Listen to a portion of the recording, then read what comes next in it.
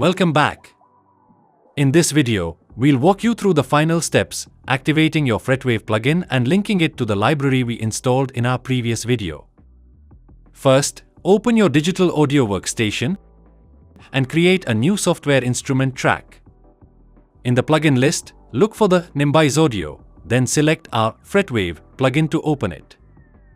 When you first open FretWave, you'll see a prompt asking to install samples. Click on the Install Samples button. A file browser will appear.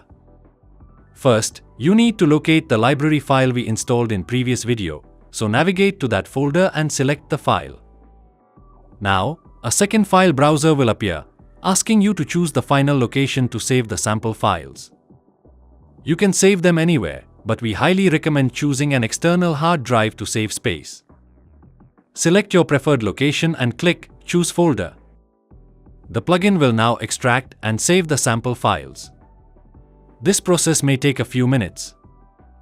Once the sample files are extracted, a message will prompt you to relaunch the plugin for the changes to take effect. Close the FretWave window, then reopen it from your DOS plugin list.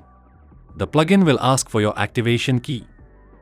Copy the unique key you received from your purchase confirmation email and paste it directly into the activation field. Click Activate. Your FretWave plugin is now fully activated and ready to use.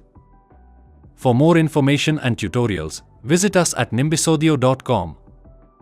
Thank you for choosing Nimbis Audio.